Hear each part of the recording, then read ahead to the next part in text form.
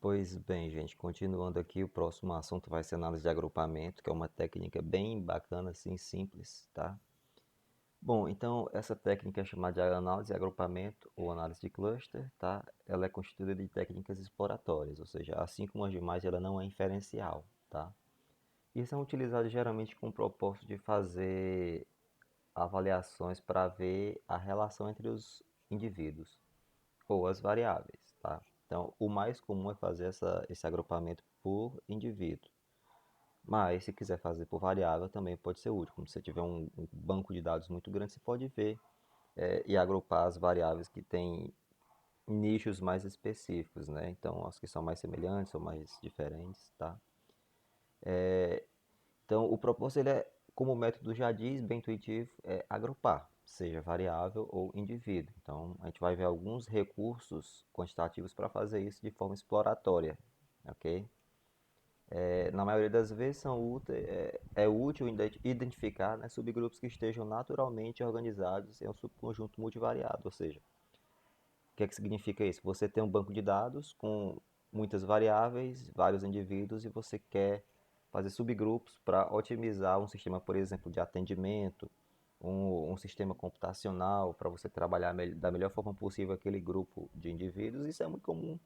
Por exemplo, em banco, você tem, geralmente quando vai lá, tem grupo pessoa física e pessoa jurídica. São dois nichos diferentes, então quando você vai lá, são dois agrupamentos. Então são subgrupos naturalmente divididos diferentes de algumas categorias, tá certo? E também é muito útil na identificação de outliers. Então você coloca um boxplot, ele identifica um outlier rapidamente, mas para uma variável, para várias, né? Outra coisa, o banco de dados às vezes ele é multivariado, então você não identifica um outlier só por uma variável. Você pode identificar ele multivariadamente. Tá? Então ele vai estar fora do padrão de acordo com o conjunto de variáveis que vai fazer com que ele esteja fora do padrão, ok? E ele é usado para ver se existe uma possibilidade de reduzir. Obviamente, se você identifica um outlier na sua amostra e ele está totalmente fora de contexto dos demais indivíduos, às vezes é melhor você tirar. Por exemplo, você tem um banco de dados com, por exemplo, estudantes, professores, é, pessoas da rede privada e coloca lá uma pessoa, por exemplo, um juiz aposentado que tem um salário, um custo de vida, todo um cenário totalmente diferente dos demais. Você coloca uma pessoa dessa, ela distorce muito, principalmente se você utilizar medidas como média, tá? Que é a medida extremamente sensível a banco de dados. Então é muito útil também na identificação desses pontos fora de padrão. Ou para tirar esses bancos, esses indivíduos, ou para você identificar, fazer um subgrupo para trabalhar com eles especificamente. Dar um tratamento diferenciado, não no sentido de melhor ou pior, mas diferente porque ele é diferente, ok? Que é o que acontece nas escolas. Nas escolas existem vários estudos que trabalham com indivíduos que têm um déficit de aprendizagem, ou que têm algum problema, uma deficiência mental, uma dificuldade a mais. Então, você às vezes tem que dar uma atenção maior àqueles indivíduos, tá?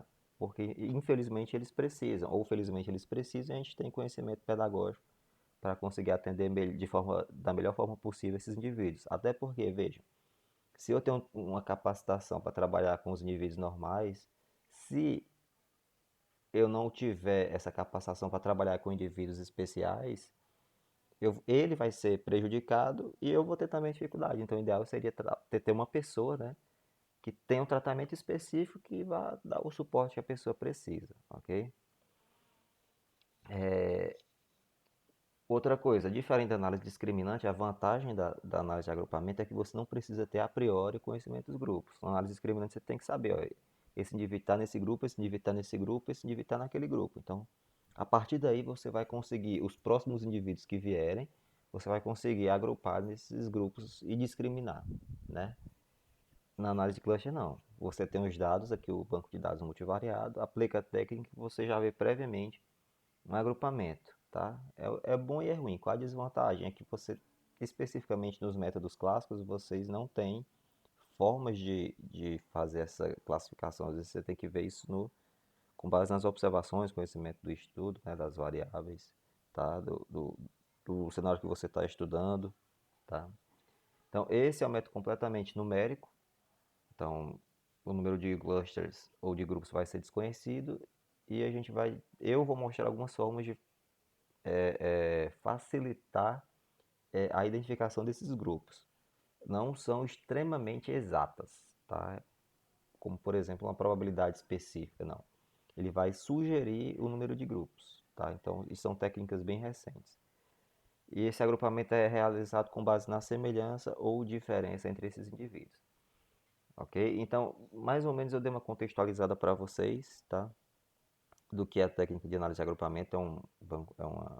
É bastante útil, a gente usa muito também genética para fazer classificação de acordo com espécie, ou com raça, ou com grupo onde os indivíduos pertencem. Por exemplo, um indivíduo que ele é aqui, por exemplo, do Nordeste, ele vai ter talvez medidas diferentes do indivíduo que está no Sudeste. Por exemplo, a altura, né? Os indivíduos nordestinos são mais baixos. Então, dentre outras medidas, né, cor da pele, então a gente consegue identificar isso, tá? Aí eu vou dar uma pausa aqui e na próxima a gente já vai para a parte mais específica, que eu vou definir melhor a parte conceitual, ok?